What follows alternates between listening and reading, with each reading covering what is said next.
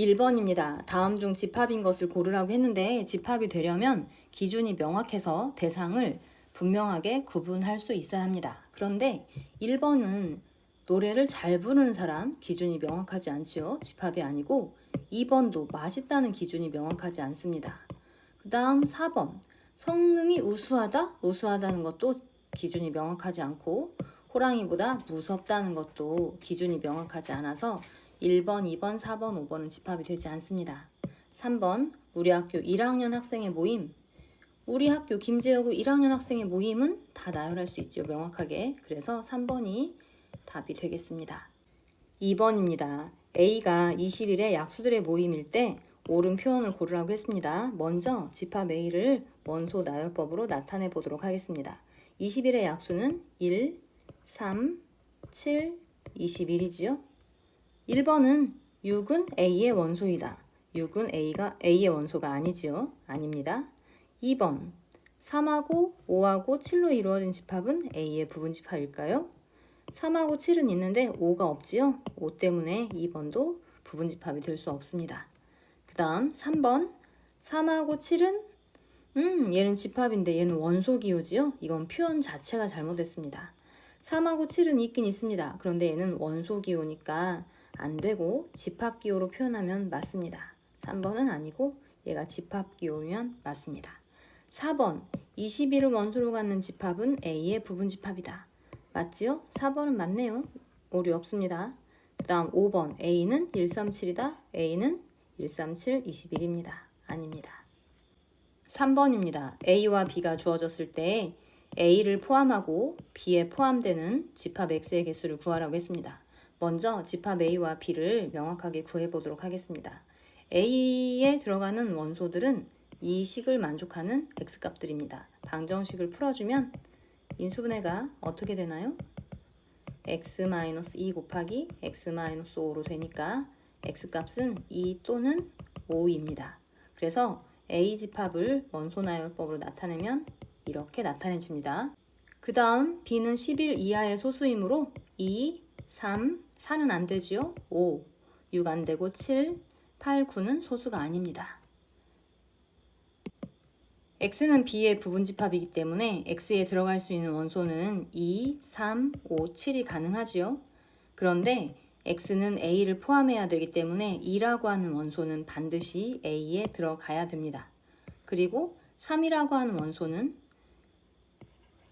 들어가도 좋고 들어가지 않아도 좋지요. 그리고 5는 A에 있으니까 X에 들어가야 합니다. 반드시. 그 다음 7은 들어가도 좋고 들어가지 않아도 좋습니다. 그래서 선택권을 가지고 있는 원소가 3하고 7 두 개지요. 그래서 구하고자 하는 집합 X의 개수는 2의 제곱계 4개가 되겠습니다. 4번입니다. 두 개의 집합이 서로 같을 때 A와 B 값을 구하라는 문제인데 두 개의 집합이 서로 같기 위해서는 A에서 보이는 모든 원소가 B에서 보여야 되고 B에서 보이는 모든 원소가 A에도 있어야 합니다. 일단 B에 있는 1이 A에도 있어야 되기 때문에 여기 있는 A제곱이 1일 수밖에 없겠지요. 마찬가지로 A에서 보이는 4라고 하는 원소가 B에도 들어있어야 됩니다. 이 값이 4가 아니므로 이 값이 4일 수밖에 없겠지요. 그래서 A와 B에 관한 방정식이 각각 세워집니다. 이 식을 풀면 A 값은 플러스 마이너스 1인데 A가 자연수라고 했기 때문에 A는 1이 되고 이 방정식을 풀어주면 B 값이 얻어지겠지요. 2차 방정식 간단하게 풀립니다. 4를 이항시키고 인수분해를 해서 B 값을 찾아보니 B는 마이너스 4거나 또는 1인데 역시 B가 자연수라고 했기 때문에 B는 1이 됩니다. 그래서 우리가 구하고자 하는 A 플러스 B의 값은 1과 2를 더해서 2가 되겠지요. 5번입니다. 집합 A가 주어져 있고 A 합집합 B가 주어져 있습니다. 그리고 집합 B는 A와 서로 소라고 하네요. 벤 다이어그램을 이용해서 나타내 보면 일단 A에 1과 6과 12가 들어 있습니다. 그렇다면 이 집합에서 1과 6과 12는 이쪽에 들어있지요. 근데 합집합을 했을 때 나머지 원소들 이것들이 보이기 위해서는 3하고 9하고 15는 B집합에 들어갈 수밖에 없습니다. 그래서 B집합은 원소 3과 9와 15로 이루어진 집합이 되겠습니다. 문제가 간단하네요. 6번입니다. 전체 집합이 주어져 있고 A 합집합 B를 구할 수 있고 A 합집합 C를 구할 수 있습니다. 그런데 이것을 계산하라고 했네요. A도 모르고 B 교집합 C도 모릅니다. 그런데 여기에 분배 법칙을 사용하면 A 합집합 B 교 A 합집합 C 하고 써지는 것을 알 수 있지요. 얘를 이렇게 분배 법칙을 사용합니다. A 합집합 B와 A 합집합 C를 각각 이곳에서 구할 수 있기 때문에 구해서 이 값을 찾아주면 되겠습니다. 구해보겠습니다. 전체 집합 중에 홀수가 되는 것들은 1, 3, 5, 7, 9지요. 그 다음 전체 집합의 원수 중에 10의 약수인 것은 1, 2, 5, 10입니다. 그래서 A 합집합 B와 A 합집합 C의 교집합은 공통인 걸 찾아주면 되겠습니다. 1, 5 두 개가 있네요. 그래서 우리가 찾고자 하는 집합은 1과 5를 원소로 갖는 집합이 되겠습니다. 그래서 모든 원소의 합을 구하라고 했네요. 모든 원소의 합은 6이 되겠습니다. 7번입니다. 집합의 원소의 개수 문제인데 이렇게 집합의 원소의 개수에 관련된 문제가 나오면 벤 다이어그램을 그려보도록 하세요. A라고 하는 집합과 B라고 하는 집합 두 개가 주어져 있습니다. 전체 집합은 나중에 필요하면 그리겠습니다. 일단 이 부분은 무엇을 의미하죠? 교연은 A차 B입니다. 그래서 A차 B의 원소의 개수를 의미하죠. A차 B는 이 부분입니다. 그래서 이 부분에 있는 원소의 개수가 8개다. 개수를 쓰겠습니다. 그리고 두 번째, 교집합에 들어있는 원소의 개수가 5개다. 이 부분의 원소의 개수가 5개다. 그리고 합집합의 원소의 개수가 25개라고 합니다. 합집합의 원소의 개수는 여기 들어있는 전체를 세는 거죠. 그러니까 이 부분의 원소의 개수와 이 부분의 원소의 개수와 이 부분의 원소의 개수를 모두 더한 것이 25개이므로 이 부분의 원소의 개수는 25개에서 이 부분을 빼면 되겠습니다. 그래서 이 부분의 원소의 개수는 25에서 8 플러스 5를 뺀 값, 즉 12개가 되는데 이 부분이 바로 구하라고 하는 여기 B차 A, B에서 A를 뺀 부분이 되겠습니다. 그래서 구하고자 하는 값은 12개가 되겠습니다. 8번입니다. 집합 A와 B의 원소의 개수가 주어져 있고 A차 B 합 B차 A의 원소의 개수가 주어져 있을 때 A 합집합 B의 원소의 개수를 구하라는 문제입니다. 문제에 주어진 조건을 벤 다이어그램을 이용해서 나타내 보기 위해서 집합 A와 집합 B를 그리고 이 부분과 이 부분과 이 부분의 원소의 개수를 각각 A, B, C라고 하겠습니다. 그러면 집합 A의 원소의 개수 28개는 A 플러스 C에 해당이 되겠지요? 이게 28입니다. 집합 B의 원소의 개수는 이 부분이므로 B 플러스 C가 37이 되겠습니다. A차 B는 이 부분이고 B차 A는 이 부분이기 때문에 이 식이 나타내는 것은 A 플러스 B에 해당됩니다. 또한 우리가 구하고자 하는 합집합의 원소의 개수는 A와 B와 C를 모두 더하면 되겠지요. 여기에 A 플러스 B는 나와 있기 때문에 C의 값만 구하면 되겠습니다. 그런데 이 두 개의 식을 더해보니 A 플러스 B 플러스 2C는 65가 되네요. 따라서 여기에 A 플러스 B가 35라는 것을 대입해서 C값이 찾아집니다. 이 C가 30이기 때문에 C값이 15 하고 나옵니다. 따라서 우리가 구하고자 하는 A 합집합 B의 원소의 개수는 A 플러스 B의 값 35 플러스 C 15 그래서 50이 되겠습니다. 선생님이 설명하기 위해서 이 부분을 A, B, C 이렇게 잡았는데 사실 선생님이 혼자 문제를 풀 때는 그냥 각각을 벤 다이어그램으로 표시를 해봤습니다. A 집합의 원소의 개수는 이 부분이고 B 집합의 원소의 개수는 이 부분이지요. 그러니까 A와 B의 원소의 개수를 더하면 교집합 부분이 2번 더해집니다. 그리고 이 식이 나타내는 곳 A차 B는 이 부분이고 B차 A는 이 부분입니다. 따라서 여기 빗금쳐진 전체의 개수에서 여기 빗금쳐진 부분을 빼면 교집합만 2번 남습니다. 그래서 선생님은 그 그냥 여기 있는 이 값과 이 값을 더한 거에서 이걸 뺀 값이 교집합의 2배다. 그래서 이 식을 그냥 바로 찾았습니다. 따라서 교집합의 원소의 개수는 똑같이 15가 되고 구하고자 하는 합집합의 원소의 개수는 이 부분에 교집합의 원소의 개수만 더하면 된다. 그림으로 직관적으로 해결을 해도 괜찮습니다. 여러분도 한번 해보세요. 9번입니다. 이 식과 같은 집합을 찾아라 그랬는데 이 식을 집합의 연산법칙을 이용해서 간단히 해보도록 하겠습니다. 차집합은 교환법칙이나 결합법칙 등을 사용할 수 없기 때문에 먼저 차집합을 교여로 바꿔주도록 하겠습니다. 차는 교여로 바뀌지요. 이 부분이 가로의 여집합이 있으므로 드모르간의 법칙을 적용하면 A도 바꾸고 교집합도 바꾸고 B여도 바꿔주면 되겠습니다.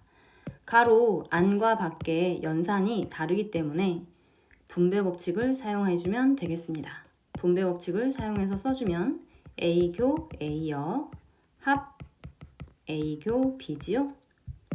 이 부분은 A와 A 여집합의 교집합, 공집합이 되겠습니다. 공집합은 모든 집합의 부분집합이지요. 그래서 합집합을 했을 때 얘가 여기에 포함되기 때문에 이것으로 그냥 나옵니다. A 교집합 B. 따라서 주어진 식은 A 교집합 B와 같습니다. 10번입니다. 세 개의 집합 A, B, C가 이 식을 만족할 때 옳지 않은 것을 찾아라 그랬는데 이 식을 잘 들여다보세요. 가운데가 합집합입니다. 합집합은 여기 있는 원소도 써주고 여기에 있는 원소도 써줍니다. 여기에 있는 원소가 하나라도 있으면 공집합이 될 수가 없지요. 여기에 원소가 하나라도 들어있다면 공집합이 될 수 없습니다. 따라서 이 식이 의미하는 바는 A 교집합, B도 공집합, B차 C도 공집합이라고 하는 것을 뜻합니다. A 교집합, B가 공집합이라는 것을 일단 벤 다이어그램으로 그려놓고 이 부분은 해석이 좀 필요하네요. 일반적인 상황을 그려놓고 해석해 보도록 하겠습니다. B차 C는 이 부분에 해당이 됩니다. 그런데 B차 C가 공집합이라고 했으니까 이 부분이 없다는 말이겠지요? 즉, 집합 B는 이 부분만 있다. 따라서 B가 C의 부분집합이다 라고 하는 것을 의미합니다. 이것도 벤 다이어그램으로 일단 표시해 놓고 문제를 살펴보도록 하겠습니다. 1번은 A 교집합 B가 공집합이다. 1번 맞네요. 1번 맞습니다. 2번은 A가 B의 여집합에 포함된다. A와 B 사이의 관계이기 때문에 이 그림을 보겠습니다. A는 여기 있고 B의 여집합은 여기지요. A는 B의 여집합에 포함이 됩니다. 그 다음 B는 A의 여집합에 포함이 되느냐? B는 A의 여집합에 포함이 됩니다. 맞습니다. 그 다음 4번 C차 B는 공집합이냐? C에서 B를 빼면 어떻게 되나요? C에서 B하고 겹치는 부분을 빼면 이쪽 이 부분이 남지요? 따라서 공집합이 아닙니다. 4번이 틀리네요. 5번 C의 여집합은 B의 여집합에 포함이 되느냐? 지금 이 식이 성립하기 때문에 B의 여집합과 C의 여집합 했을 때는 방향이 바꿔지면 됩니다. 전체 집합에서 큰 집합을 뺄수록 더 작아지지요? 그래서 5번도 맞습니다. 11번입니다. 전체 집합, 교집합 A여교 B여의 원소의 개수가 주어져 있을 때 A의 원소와 B의 원소의 개수의 합을 구하라고 했는데 이 부분을 한번 변형시켜 보도록 하겠습니다. 둘 다 여집합이 있기 때문에 드모르간의 법칙을 이용해서 바꿔보면 이렇게 써지지요? 그래서 NA 합 B의 여집합의 원소의 개수가 7개라고 합니다. 따라서 A 합집합 B의 원소의 개수가 전체 집합 25개에서 이 집합의 여집합의 개수 7개를 뺀 18개가 되겠습니다. 그런데 A 합집합 B의 원소의 개수가 A의 원소와 B의 원소의 개수를 더한 거에서 교집합의 원소의 개수를 뺀 것이기 때문에 우리가 구하고자 하는 A와 B의 원소의 개수의 합은 합집합과 교집합의 원소의 개수를 더한 것이 되겠습니다. 합집합의 원소의 개수 18개, 교집합의 원소의 개수가 10개이기 때문에 구하고자 하는 값은 28이 되겠습니다. 12번입니다. 옳지 않은 것을 고르라고 했습니다. 1번, not P의 진리집합은 P의 여집합이다. P가 아닌 것의 진리집합이기 때문에 P의 여집합 맞습니다. 2번, P이면 Q이다가 참이면 P의 진리집합이 Q의 진리집합에 포함이 됩니다. 그러면 Q의 여집합은 P의 여집합에 포함이 되겠죠. 그래서 2번도 맞습니다.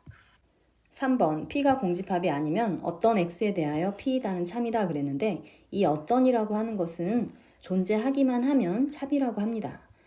P가 공집합이 아니기 때문에 P에는 원소가 존재합니다. 그렇기 때문에 이 명제는 참이 됩니다. 4번 Q가 P의 부분집합이면 Q이면 P이다가 참이지요. 그래서 P이면 Q이다가 참이다는 이것은 옳지 않습니다. 5번 모든 X에 대하여 P이다가 참이기 위해서는 전체 집합에 있는 모든 원소가 이것을 만족해야 합니다. 다시 말해서 P가 전체 집합하고 같아야지만 이것이 참입니다. 따라서 P가 전체 집합과 다르기 때문에 이것은 거짓이다. 5번도 맞습니다. 13번 다음 명제 중에서 역이 참인 것을 고르라고 했습니다. 먼저 1번입니다.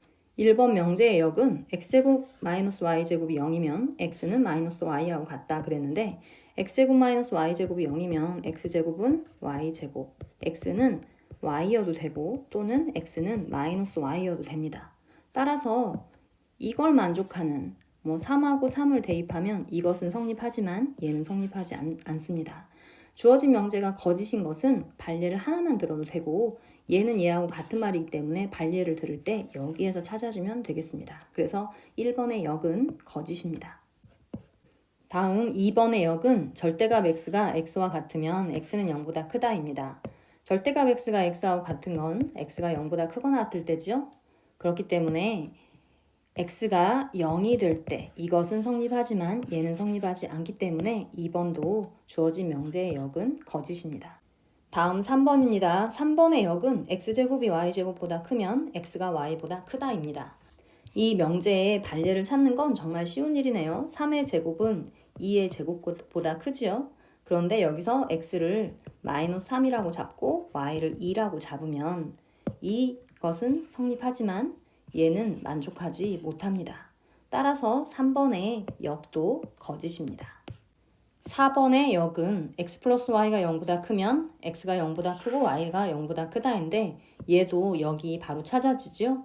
5와 마이너스 1을 더하면 0보다 크지만 x는 0보다 크고 y는 0보다 크지 않습니다. 그래서 4번의 역도 거짓입니다. 5번을 보겠습니다. 5번의 역은 x제곱 플러스 y제곱이 0이면 x 곱하기 y가 0이다입니다. x제곱 플러스 y제곱이 0이 되도록 하는 xy는 0, 0밖에 없습니다. 그런데 x 곱하기 y가 0이 되도록 하는 x값은 x가 0이거나 또는 y가 0이면 됩니다. 따라서 0, 0도 되고 0, 1도 되고 0, 2도 되고 y가 0이어도 되죠? 1, 0, 2, 0 무수히 많습니다. 따라서 이것을 포함하고 있습니다. 따라서 주어진 이 명제는 가정의 진리집합이 결론의 진리집합에 포함이 되기 때문에 참입니다. 즉 5번의 역은 참이 됩니다. 우리가 구하고자 하는 것은 5번이 되겠습니다. 14번입니다. P이면 not Q이다의 역이 참이라고 했습니다. 다시 말해서 not Q이면 P이다가 참이라고 합니다. 그랬을 때 반드시 참인 것을 찾으라고 했는데 여기에 not Q이면 P이다는 없습니다. 따라서 이것이 참일 때 반드시 참인 이것의 대우명제를 고르면 되겠습니다. 대우명제는 순서를 바꾸고 그 다음 각각을 부정하면 됩니다. 부정의 부정은 다시 이것을 없애주면 되겠죠? 그래서 반드시 참인 것은 not P이면 Q이다. 3번이 되겠습니다.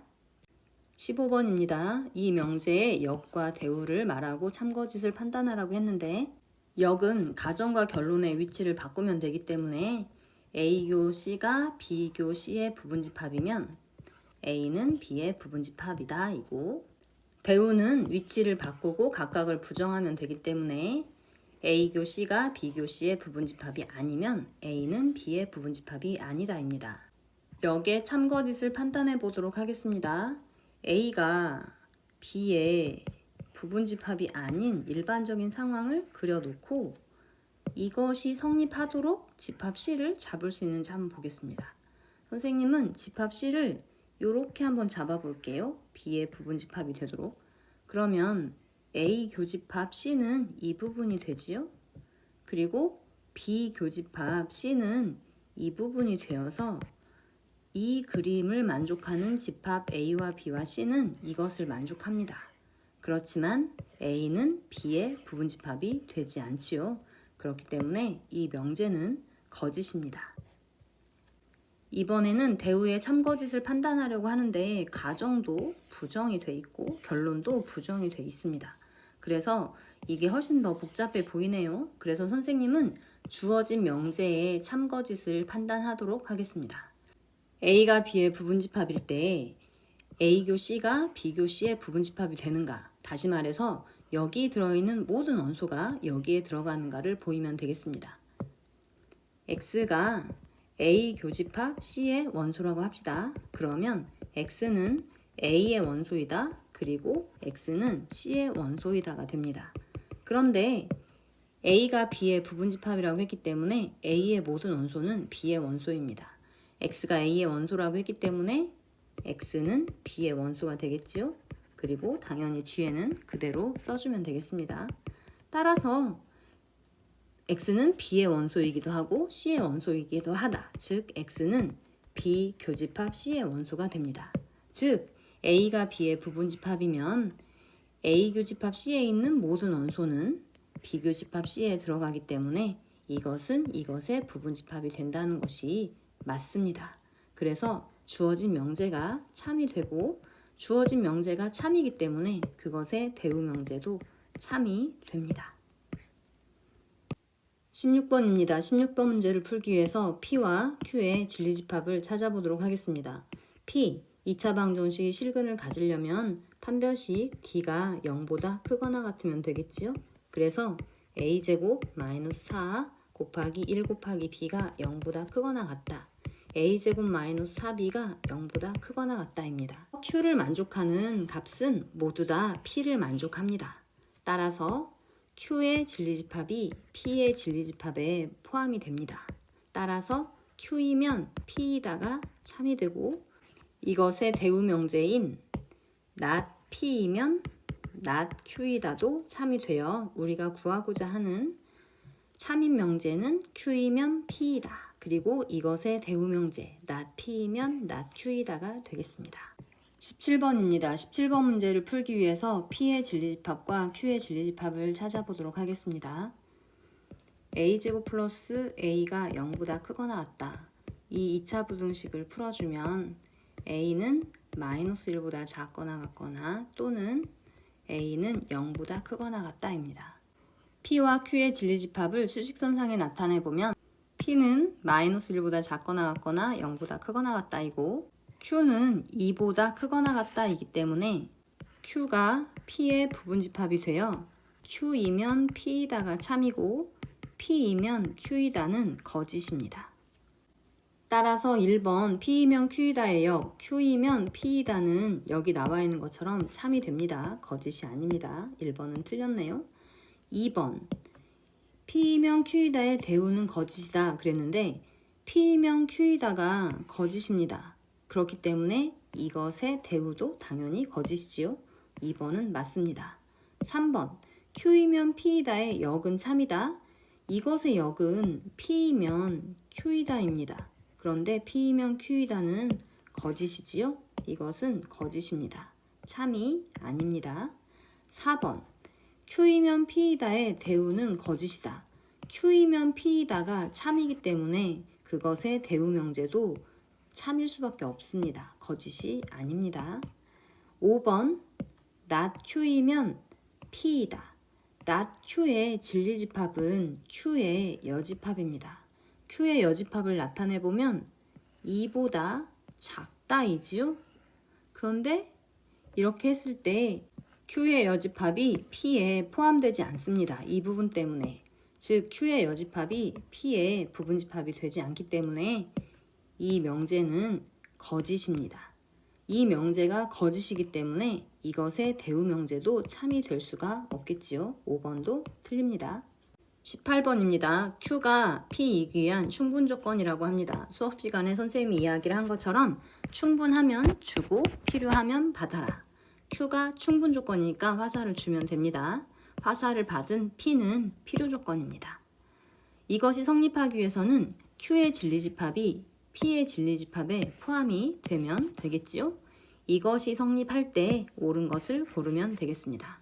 1번 P 교집합 Q 두 개의 집합 사이에 포함 관계가 성립할 때 교집합은 작은 쪽을 따라갑니다. 작은 쪽이 Q지요? Q를 따라가야 합니다. 그래서 얘는 P가 아니고 Q가 돼야 되고 2번 합집합을 했을 때는 큰 쪽을 따라가야 됩니다. 큰 쪽이 P지요? 그래서 Q가 아니고 P입니다. 그래서 2번도 틀렸네요. 3번 P-P는 공집합인가?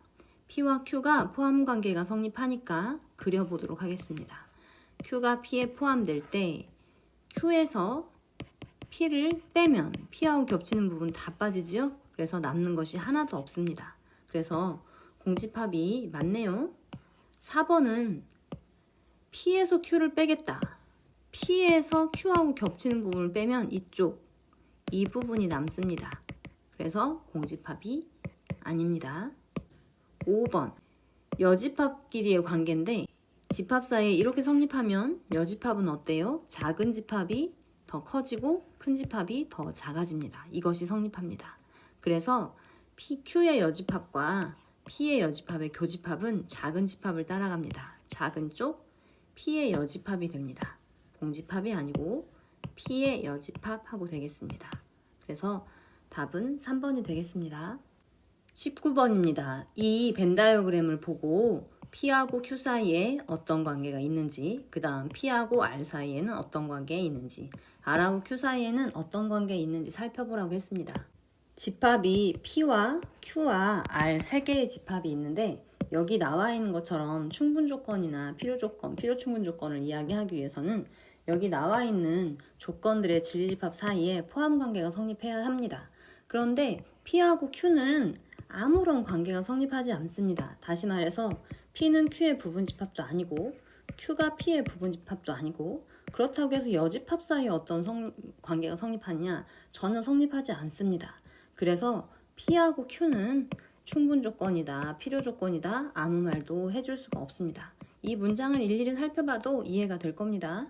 P가 Q의 부분집합이 아니기 때문에 P는 Q의 충분 조건이 될 수 없습니다. Q의 진리집합이 P의 진리집합하고 아무런 상관이 없습니다. Q가 P에 포함되지 않기 때문에 이것도 충분 조건이라고 할 수 없습니다. 자, 이번에는 P하고 R 사이의 관계를 볼 텐데 P하고 R은 어떤 관계를 지어질 수 있습니다. R은 여기에 있지요? 그것은 P하고 관련 지으면 P의 여집합에 포함이 됩니다. 다시 말해서 R은 P의 여집합의 부분집합이다. 그렇기 때문에 R을 진리집합으로 갖는 조건 R과 P의 여집합을 진리집합으로 갖는 조건 not P 사이에는 이런 관계가 성립합니다. P는 not R이 위한 필요 조건이다. 그럼 여기서 P를 만들어 보겠습니다. 이 명제가 참이면 이것의 대우 명제도 참이지요. 그래서 P는 not R이 위한 화살을 줬으니까 충분 조건이라고 하면 맞습니다. 그런데 P는 not R이 위한 필요 조건 했기 때문에 틀리겠죠. 그리고 R은 여기 있습니다. R은 not P이기 위한 화살을 줬지요. 충분 조건 하면 맞습니다. 그런데 R은 not P이기 위한 필요 충분 조건이라고 합니다. 틀립니다. 이번에는 R하고 Q 사이의 관계인데 R하고 Q 사이에는 여기에서 여러분들이 보이는 것처럼 R이 Q에 포함이 됩니다. 따라서 R의 진리집합이 Q의 진리집합에 포함이 되기 때문에 R이면 Q이다. 이것이 참이 됩니다. 그런데 여기서는 not R과 not Q의 관계이기 때문에 이것의 대우명제 not Q이면 not R이다가 참이다. 따라서 not R은 화살을 받았습니다. not Q이기 위한 필요 조건이다. 5번이 맞네요. 20번입니다. 이것이기 위한 충분 조건이지만 필요 조건은 아닌 것을 구하여라 그랬는데 이것을 써보면 이것이기 위한 충분 조건이지만 필요 조건이 아닌 것을 구하라고 하는 이야기이므로 이렇게 써놓고 여기 들어갔을 때 옳은 것을 고르라는 이야기입니다. 여기 있는 것을 여기다 집어넣고 판단하기 전에 일단 이것이 의미하는 바를 해석해 보도록 하겠습니다. 일단 구체적인 예를 통해서 계산이 어떻게 되는지 살펴보도록 하겠습니다. 결국에 절대값이라고 하는 것은 절대값 안에가 음수냐 양수냐에 의해서 다르게 나오지요. 그래서 xy에 어떤 숫자를 집어넣고 부호를 다 달리 해보겠습니다. 3하고 2라고 하는 숫자를 집어넣어 보겠습니다. 그리고 둘 다 양수일 경우, x만 음수일 경우, y만 음수일 경우, 둘 다 음수일 경우, 지금 나올 수 있는 모든 상황은 이렇게 네 가지 상황입니다. 그때마다 절대값 x 플러스 y와 절대값 x 플러스 절대값 y를 비교해서 계산해 보도록 하겠습니다. 이 경우에 얘는 어떻게 계산이 되나요? x 플러스 y는 5가 되지요. 거기에 절대값을 붙였으니까 얘는 5가 됩니다. 그리고 얘는 절대값 x 플러스 절대값 y니까 3 플러스 2가 돼서 5가 됩니다. 똑같은 것을 알 수 있죠. 그 다음 x만 음수 y가 양수일 때 x 플러스 y는 3하고 2를 뺍니다. 그리고 큰 수의 부호를 따라가서 마이너스 1하고 써지지요. 그런데 거기에 절대값을 붙이기 때문에 이 마이너스는 떼고 나와서 1하고 써집니다. 그런데 절대값 x 플러스 절대값 y는 여전히 여기 절대값 x가 3이지요. 그리고 절대값 y가 2. 그래서 숫자 부분끼리 더하게 됩니다. 그래서 이때는 얘가 더 크네요. 세 번째도 보겠습니다. x가 3이고 y가 마이너스 2일 때는 x 플러스 y는 부호가 다르기 때문에 숫자 부분끼리 뺍니다. 그리고 큰 수의 부호를 따라가서 1이 됩니다. 절대값을 붙이면 그냥 1로 나오겠죠. 역시 이 부분은 그냥 절대값 x 플러스 절대값 y이기 때문에 3 플러스 2가 되어서 5가 됩니다. 이렇게 x, y가 모두 음수일 때 x 플러스 y는 부호가 같을 때는 숫자끼리 더합니다. 그리고 여기 나와 있는 부호를 따라가죠. 근데 여기에 절대값을 붙일 거기 때문에 5하고 써집니다. 역시 절대값 x 플러스 절대값 y는 숫자 부분끼리 더하게 되지요. 5하고 써집니다. 그래서 여기가 같습니다. 어때요? 이렇게 직접 예를 통해서 살펴보니까 어떤 결론에 도달을 하나요? x와 y의 부호가 같을 때는 이 부분과 이 부분이 똑같습니다. x 플러스 y를 계산할 때 둘 다 양수면 숫자 부분끼리 더합니다. 둘 다 음수여도 숫자 부분끼리 더합니다. 그런데 그게 플러스로 나오던 마이너스로 나오던 절대값을 붙이기 때문에 부호를 어차피 무시하게 되지요. 그래서 부호가 같을 때 x 플러스 y는 숫자 부분끼리 더해진다. 그런데 얘는 항상 숫자 부분끼리 더하라는 의미거든요. 그러니까 같을 수밖에 없죠. 그런데 x, y의 부호가 다를 때는 어때요? 숫자 부분끼리 뺍니다. 그리고 큰 수의 부호를 따라갑니다. 근데 어떤 부호가 됐든지 둘 다 마지막 결과는 양수로 만들어라. 숫자 부분끼리 뺀 수가 나옵니다. 얘는 여전히 숫자 부분끼리 더한 거니까 당연히 이게 성립하겠죠. 그래서 모든 경우에 얘보다 얘가 더 크거나 같습니다. 그런데 우리 문제에서는 같을 때를 찾으라고 했으니까 어떤 상황이 될까요? 그렇습니다. 이 상황하고 이 상황을 뜻하는 거고, 그래서 이것은 무엇을 의미하느냐? x와 y의 부호가 같다라고 하는 것을 의미합니다. 그런데 여기 0을 포함할 수 있기 때문에 0이 둘 중에 하나가 0이어도 상관이 없죠. 둘 중에 하나가 0이어도 얘는 3이고 3 성립합니다. 둘 중에 하나가 0이어도 성립하기 때문에 둘 다 부호가 같다라고만 표현하기는 좀 그렇고, x가 0보다 크거나 같으면 y도 0보다 크거나 같아야 되고, 이런 상황이거나 또는 x가 0보다 작거나 같을 때 y도 0보다 작거나 같으면 이것이 성립한다. 이렇게 이해를 하면 되겠습니다. 이제는 1번부터 차근차근 집어넣어서 이 방향이 참이 되는지 살펴보도록 하겠습니다. 거짓이 되는 것은 발레가 존재하기만 하면 되는데, 여기서 이제 0을 일단 무시를 하도록 할게요. x하고 y의 부호가 같은 것이거든요. 그래서 이쪽에서 x하고 y의 부호가 다름에도 불구하고 성립하는 게 있다면 그것은 발레가 됩니다. 그런데 바로 발레가 들어지네요. x에다 3을 대입하고 y에다가 마이너스 3을 대입하면 이것은 성립합니다. 그렇죠? 3하고 3으로 같아서. 그런데 이것을 대입하면 x와 y의 부호가 반대이기 때문에 이것이 성립하지 않습니다. 여기에서 부호가 다른 것이면서 만족하는 게 있으면 결론을 만족하지 못하기 때문에 충분히 발레가 됩니다. 1번은 이 식을 성립하게 하지 못하기 때문에 여기에 들어갈 수가 없습니다. 이번에는 2번을 집어넣어 보도록 하겠습니다. 2번은 x 곱하기 y가 0보다 작거나 같다.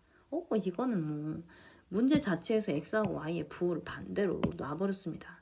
x에다가 5 대입하고 아무거나 집어넣으세요. 부호만 반대로. 이것은 이 식을 성립하게 합니다. 얘는 2가 되고 8이 되어서 성립하지 않죠. 이렇게 되는 거죠. 그래서 2번도 이 식에 대입했을 때 성립하지 않습니다.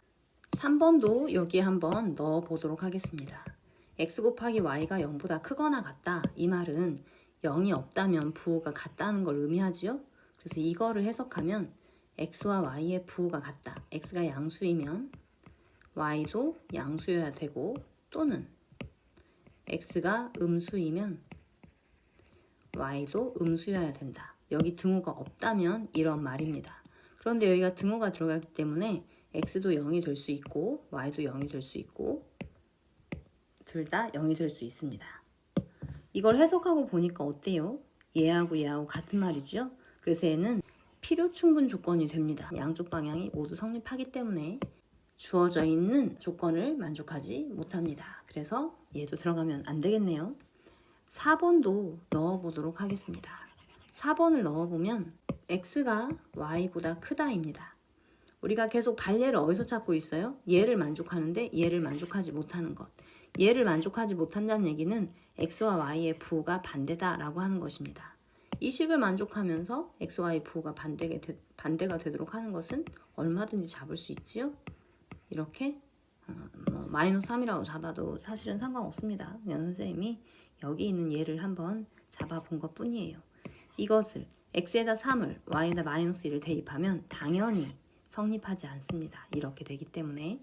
그래서 4번도 옳지 않습니다. 5번 한번 대입해 보겠습니다. 5번은 x 곱하기 y가 0이다. x 곱하기 y가 0이면 x가 0이거나 또는 y가 0이다. x가 0이고 y에 어떤 숫자가 와도 상관없는 이런 원소.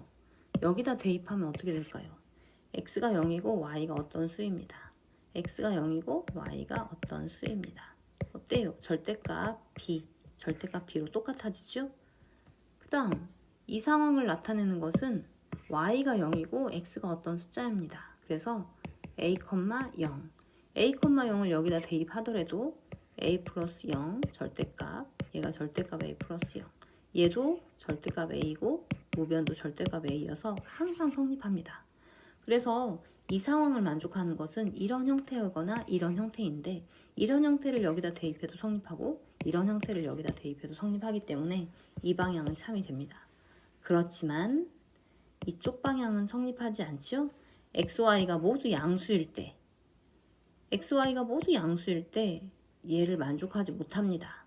0이 될 수가 없습니다. 그래서 이쪽 방향은 성립하지 않아서 우리가 원하는 대로 이것이기 위한 충분 조건이지만 필요 조건은 아닙니다. 그래서 5번이 답이 되겠습니다. 21번입니다. 21번 문제를 풀기 위해서 만화창작, 실용음악, 댄스 동아리에 참여한 학생들의 모임을 각각 A, B, C로 잡겠습니다. 그러면 이 세 개의 동아리 중 적어도 한 동아리에 가입한 학생 수가 48명이기 때문에 N, A합, B합, C는 48이다 라고 하는 식이 하나 얻어지고, 이것을 벤 다이어그램에 나타내보면 이 부분의 원소의 개수가 48이다 라고 하는 것을 의미합니다. 그런데 만화창작 동아리와 실용음악 동아리에 각각 가입한 학생이 24명과 30명이기 때문에 N, A는 24다. 그리고 N, B는 30이다 라고 하는 식이 또 얻어집니다. 한편 두 동아리에 모두 가입한 학생이 11명이다 그랬기 때문에 N, A, 교, B는 11이다 라고 하는 식도 얻어집니다. 이랬을 때 댄스 동아리에만 가입한 학생의 수를 구하시오. 댄스 동아리는 C지요? 댄스 동아리에만 가입한 학생은 이 부분을 의미합니다. 그런데 이 부분의 개수를 찾기 위해서는 전체 A합, B합, C에서 이 부분의 원소의 개수를 빼주면 되는데 이 부분은 A합, B에 해당됩니다.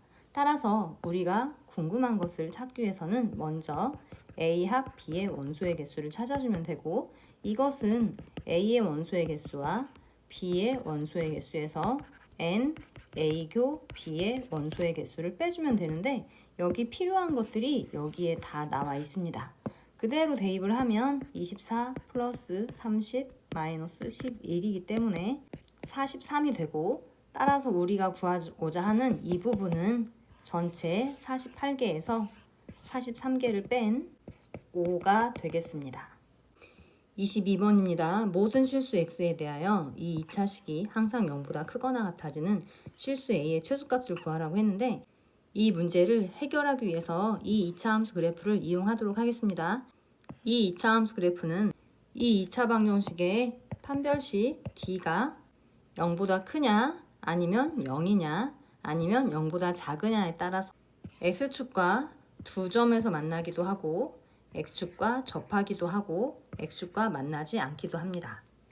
이 그래프가 이런 식으로 그려졌을 때 x제곱 마이너스 8x 플러스 a가 y좌표이기 때문에 모든 실수 x에 대해서 y좌표가 모두 0보다 크거나 같아지는 것이 어떤 것인지 판단해 보면 되겠습니다. 첫 번째 그래프에서는 y좌표가 0보다 클 때도 있고 작을 때도 있죠. 그래서 모든 실수 x에 대해서 y좌표가 0보다 크거나 같다라고 하는 조건을 만족하지 못합니다. 그 다음 두 번째 그림에서는 어때요? y좌표가 0보다 크거나 아니면 0이거나 0보다 큽니다. 그래서 모든 실수 x에 대하여 y좌표, 이것이 y좌표니까 y좌표가 0보다 크거나 같다라고 하는 것을 만족합니다. 이 그림 맞네요. 그 다음 이 상황도 보세요. 이 상황도 보면 모든 실수 x에 대하여 y좌표가 항상 0보다 큽니다. y좌표가 0보다 크거나 같으면 됩니다. 같은 것이 없다고 해서 틀린 건 아니에요. 크거나 또는 같다. 크다는 걸 만족하기 때문에 이 그림도 이 문제 조건을 만족합니다. 따라서 이 명제를 참이되게 하기 위해서는 이 2차 방정식의 판별식 d가 0보다 작거나 같으면 되겠습니다. b가 짝수니까 짝수 공식 4분의 d를 사용하도록 하겠습니다. 4분의 d는 b' 제곱 마이너스 ac, 이것이 0보다 작거나 같다. 따라서 a가 16보다 크거나 같으면 이 주어진 명제가 참이 됩니다. 23번입니다. P는 Q이기 위한 충분 조건이다. 그랬으니까 P는 화살을 줘야지요. 그리고 R은 Q이기 위한 필요 조건이다. 그러면 R은 화살을 받습니다. 이런 관계가 성립하기 위해서는 P의 진리집합 P가 Q의 진리집합의 부분집합이 되어야 하고, 여기서도 마찬가지로 Q의 진리집합이 R의 진리집합에 포함이 되어야 합니다. 여기 나와 있는 조건의 진리집합을 수직선상에 표현하기 위해서 각각의 부등식을 풀어주도록 하겠습니다. 먼저 P의 진리집합을 찾기 위해서 이 2차 부등식을 풀겠습니다. A를 이항시켜서 정리를 하면 이렇게 되고, A가 양수이기 때문에 제곱 마이너스 제곱으로 인수분해가 되어집니다. 따라서 x 플러스 루트 a, x 마이너스 루트 a가 0보다 작다로 인수분해 되어지고, 2차 부등식이 0보다 작은 쪽은 사이값이지요. 그래서 x의 범위는 마이너스 루트 a보다 크고 루트 a보다 작다입니다. 이번에는 q를 만족하는 x값의 범위를 찾기 위해서 이 2차 부등식을 풀어주도록 하겠습니다. 3을 이항시키면 이렇게 되고, 이 2차 부등식을 인수분해하면 x-3, 그 다음에 x 플러스 1로 인수분해가 되어져서 x값의 범위는 마이너스 1보다 크고 3보다 작다입니다. R은 구간이 정확하게 나와 있으니까 따로 정리할 필요는 없겠네요. 여기서 찾은 P와 Q와 R의 진리집합을 수직선상에 이 조건을 만족하게끔 하면서 나타내 보도록 하겠습니다. Q의 진리집합이 정확하게 표현되어 있기 때문에 먼저 Q를 나타내겠습니다. 그리고 Q의 부분집합이 되도록 P집합을 표현해 보도록 하겠습니다.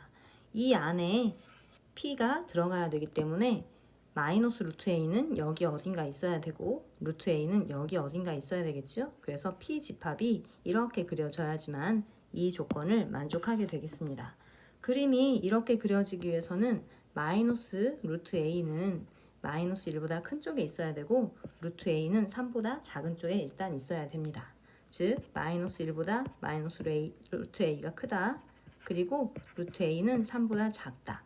그러면 등호는 들어갈까요? 등호가 성립할 때 이것이 성립하는지 보기 위해서는 이 값이 실제로 얘하고 똑같을 때입니다. 얘를 여기까지 옮겼다고 생각하고 그래프를 그려보세요. 그러면 마이너스 1이 P에서도 빠져있고 Q에서도 빠져있기 때문에 얘가 정확하게 마이너스 1이 될 때도 주어진 식을 만족합니다. 따라서 여기에 등호가 들어가도 좋습니다. 마찬가지로 이쪽이 등호가 성립할 때는 얘가 3하고 똑같을 때이기 때문에 그림이 여기까지 이어집니다. 3이라고 하는 값이 P에도 빠져 있고 Q에도 빠져 있습니다. 그래서 여전히 P는 Q의 부분집합이 되기 때문에 이 조건을 만족합니다. 따라서 여기도 등호가 들어가면 되겠습니다. 각각을 풀어주면 여기서는 양변에 마이너스를 곱하면 루트 A가 1보다 작거나 같다. 따라서 A는 1보다 작거나 같다. 그리고 이것을 풀어주면 A는 양변을 제곱했을 때 9보다 작거나 같다. 이것도 만족하고 이것도 만족하는 A 값의 범위를 찾아주면 되겠지요? 그래서 동시에 만족하는 A 값의 범위는 1보다 작거나 같다. 따라서 우리가 구하고자 하는 A 값의 범위는 1보다 작거나 같다 입니다. 이번에는 이 조건을 만족하는 B의 값을 찾아야 합니다. Q가 R의 부분집합이어야 되고 R은 X가 B보다 작다이기 때문에 이 부분을 다 포함해야지요. 그러기 위해서는 B는 여기 어딘가 있으면서 그려져야 합니다. 따라서 B를 이쪽에 이렇게 그려보도록 하겠습니다. B, 그러면 R이라고 하는 집합은 이렇게 그려지지요. 그래서 B는 어느 쪽에 있어야 되나요? B는 3보다 큰 쪽에 있어야 됩니다. B는 3보다 큰 쪽에 있어야 되는데 등호가 성립할 때, 등호가 될 때 이 식을 만족하느냐라고 하는 것이 관점이 되겠습니다. B가 3이 될 때는 이 값이 딱 여기에 있을 때입니다. 그러면 이렇게 그려지겠지요? 선생님이 삐딱하게 그린 것은 둘 다 빠졌다는 것을 의미합니다. 이렇게 그려졌을 때 3이라고 하는 것이 Q집합에도 빠지고 R집합에도 빠졌기 때문에 여전히 Q가 R에 포함된다고 하는 이 조건을 만족합니다. 따라서 등호가 성립해도 이 식을 만족한다. 등호가 들어가도 좋다입니다. 따라서 B의 범위는 3보다 크거나 같다 하고 찾아집니다. 그래서 1번에서 구하고자 하는 A 값의 범위는 1보다 작거나 같다이고 B 값의 범위는 3보다 크거나 같다인데 A와 B가 모두 양수이기 때문에 A는 0보다 크고 1보다 작거나 같다. B는 이미 양수라는 조건을 만족합니다. 따라서 2번에서 구하고자 하는 A의 최대값은 여기에서 A가 1보다 작거나 같기 때문에 1이고 B의 최소값은 B가 3보다 크거나 같기 때문에 3이 되어서 A의 최대값과 B의 최소값의 합은 4가 되겠습니다. 24번입니다. A 세제곱 플러스 B 세제곱이 AB 곱하기 A 플러스 B보다 크거나 같음을 보여라 그랬는데 이것이 이것보다 크거나 같다는 걸 보이려면 여기에서 이 식을 뺀 것이 0보다 크거나 같다는 것을 보이면 되겠습니다. 따라서 A 세제곱 플러스 B 세제곱에서 AB 곱하기 A 플러스 B를 빼보고 결과적으로 이렇게 됨을 증명하면 되겠습니다. 일단 이것의 부호를 판단하기 위해서 전개를 해보도록 하겠습니다. 그럼 A제곱 B가 되고 A, B제곱이죠? 공통인수 묻기를 얘하고 얘하고 같이 하고 얘하고 얘를 같이 해보겠습니다. 이 부분을 공통인수 묻기 하면 어떻게 돼요? A제곱으로 묶어져서 A-B가 되고 이 부분을 공통인수 묻기 하면 B제곱으로 묶어지는데 B제곱으로 묶으면 B가 남고 A가 남아서 얘하고 부호만 다릅니다. 그래서 선생님은 마이너스 B제곱으로 묶어주도록 하겠습니다. 마이너스 B제곱으로 묶어주니까 여기 A가 남죠? B세제곱에서 마이너스 B제곱이 나가니까 여긴 마이너스 B가 남습니다. 그래서 A 마이너스 B 하고 써지고 그러면 여기가 공통인수가 생겨서 다시 또 공통인수 묶기가 되어집니다. A-B로 묶어주니까 A제곱이 남고 B제곱이 남습니다. 역시 제곱 마이너스 제곱이어서 A 플러스 B 곱하기 A-B 그 다음 A-B 이렇게 인수분해가 되어집니다. 즉 A 플러스 B 곱하기 A-B의 제곱하고 인수분해가 되어지지요. 그러면 얘는 완전 제곱꼴이기 때문에 항상 0보다 크거나 같습니다. 이 부분은 어떤가요? A도 양수고 B도 양수이기 때문에 항상 0보다 큽니다. 항상 0보다 크거나 같은 수와 0보다 큰 수의 곱은 0보다 크거나 같게 되겠습니다. 이 식에서 이 식을 뺀 것이 0보다 크거나 같기 때문에 A 세제곱 플러스 B 세제곱은 AB 곱하기 A 플러스 B보다 크거나 같습니다.